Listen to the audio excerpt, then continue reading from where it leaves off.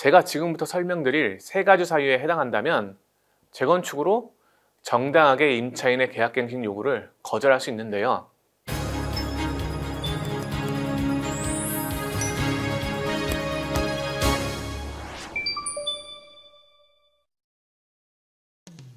오늘 영상은 지난 영상에 이어서 상가 명도 소송에 대해서 이야기를 나눠보려고 하는데요. 특히 임대인이 임차인의 갱신 요청을 거절할 수 있는 8가지 사유 중에 4가지를 지난 영상에서 만나봤고요. 오늘은 이어서 나머지 4가지 갱신 거절 가능한 정당한 이유에 대해서 배워보도록 하겠습니다. 역시 상가 전문 변호사입니다. 상가변호사.com 김재훈 변호사님께 배워보도록 할게요. 변호사님 안녕하세요. 예, 안녕하세요. 지난 영상에서 갱신 거절 가능한 사유 4가지를 들어봤는데 짧게 한번 저희 정리 좀 해주세요, 변호사님. 예, 지난 시간에 설명했던 4가지 사유를 먼저 짚어보면 상가 임대인이 임차인의 갱신을 거절할 수 있는 8가지 사유 중 첫 번째 사유는 3기 연체, 두 번째 사유는 부정하고 거짓된 방법으로 임차한 경우, 세 번째 사유는 상당한 보상이 제공된 경우, 네 번째 사유는 무단 전대였습니다. 이제 많은 분들이 다 확실하게 이해를 하셨을 것 같고 오늘 그러면 5번째 사유부터 한번 들어볼게요. 예, 5번째는 임차인이 임차한 건물의 전부 혹은 일부를 고의나 중대한 과실로 파손한 경우입니다. 대표적으로는 불법 건축물을 추가하여 건물을 훼손한 경우가 있는데요. 임대인의 동의를 받지 않고 임차인이 불법 개조, 불법 증축하여 건물을 훼손했다면 임차인의 계약갱신 요구를 거절할 수 있다고 판단합니다.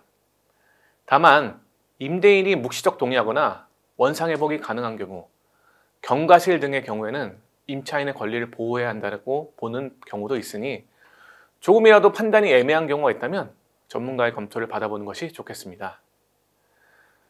6번째는 건물 전부 혹은 일부가 멸실되어 임대차의 목적을 달성하지 못하는 경우인데요. 예를 들어 자연재해와 같은 경우가 여기에 해당하겠죠? 그리고 7번째는 재건축입니다. 드디어 재건축이 나왔습니다. 재건축은 굉장히 좀 논란의 여지도 많고 헷갈리는 분들 많으실 것 같은데 어떨 때는 재건축을 할 때 임차인의 권리를 보호를 해줘야 된다고 하고 어떨 때는 또 안 해줘야 된다 이렇게 하잖아요. 변호사님이 오늘 영상에서 한번 명쾌하게 정리를 해주시면 좋을 것 같아요. 예, 많은 분들이 헷갈려 하시는 부분인데요. 당연한 이야기겠지만 임차인에게는 사전에 아무런 고지도 없었다가 대뜸 재건축, 리모델링 계획이 생겼으니까 나가라! 권리주장 못해! 이런 식의 통보는 정당한 갱신거절 사유라고 인정되지가 않습니다.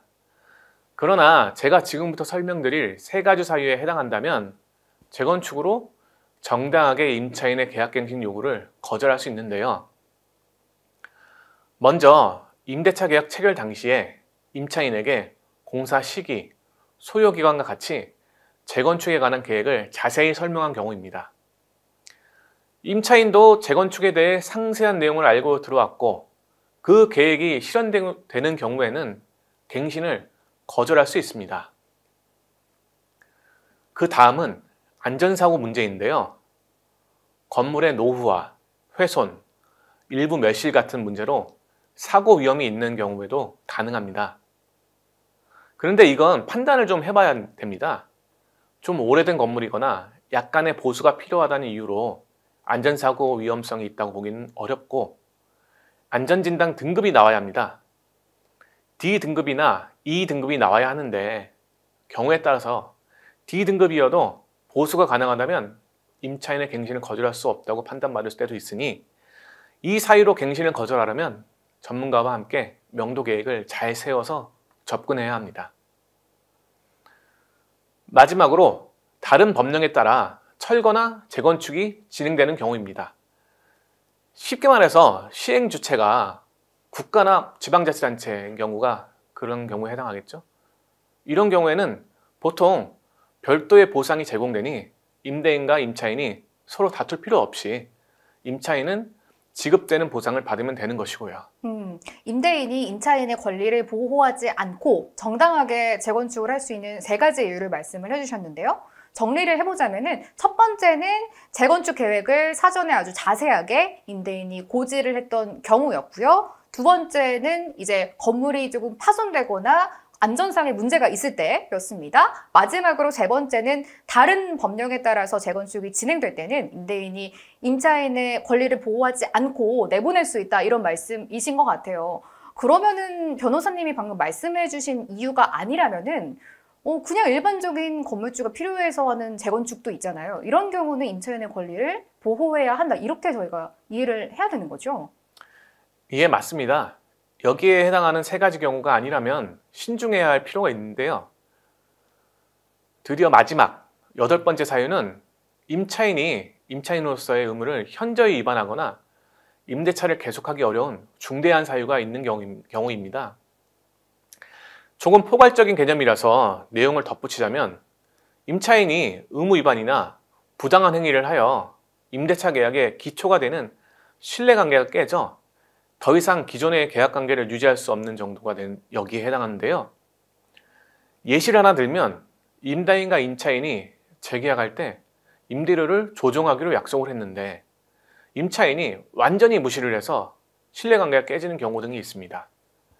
이런 사정 말고도 임대차 관계에서 신뢰가 깨지는 경우는 너무나도 많고, 그 경우에 따라 판단은 달라지기 때문에 8번째 사유를 근거로 임차인의 계약갱신을 거절한 경우에도 전문가의 판단을 받아보는 것이 안전하겠습니다. 드디어 저희가 임대인이 임차인의 갱신 요청을 정당하게 거절할 수 있는 8가지 사유에 대해서 배워봤습니다. 한번 영상을 보는 구독자분들과 정리를 해보려고 하는데요. 8가지 사유가 있었습니다. 먼저 첫 번째는 3기 연체, 두 번째는 거짓이나 부정한 방법으로 임차한 경우고요. 세 번째는 상당한 보상을 임대인이 제공했을 때, 네 번째는 무단 전대, 다섯 번째는 임차한 건물에 파손한 경우였습니다.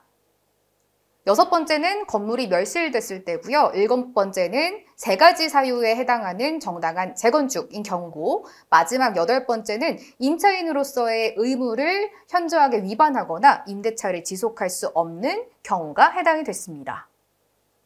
변호사님, 저희가 이렇게 긴 내용을 그래도 쉽게 정리를 해주셨어요. 마지막으로 이제 명도 소송을 진행하겠다라고 생각을 하는 임대인분들 계실 수도 있을 것 같은데, 이런 분들께 한마디 해주신다면요. 예, 상가 명도 소송 팁을 드리자면, 앞서 설명드린 8가지 사유에 해당한다 하더라도 한 번 더 정확하게 법률 전문가의 검토를 받아보고 명도 계획을 세워서 접근하는 것이 좋습니다.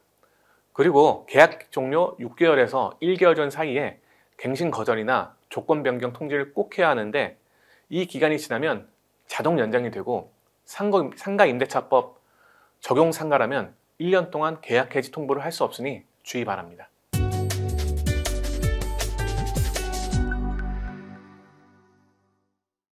오늘은 상가 명도 소송에 대해서 김재우 변호사님께 배워봤습니다. 변호사님, 고맙습니다. 예, 감사합니다.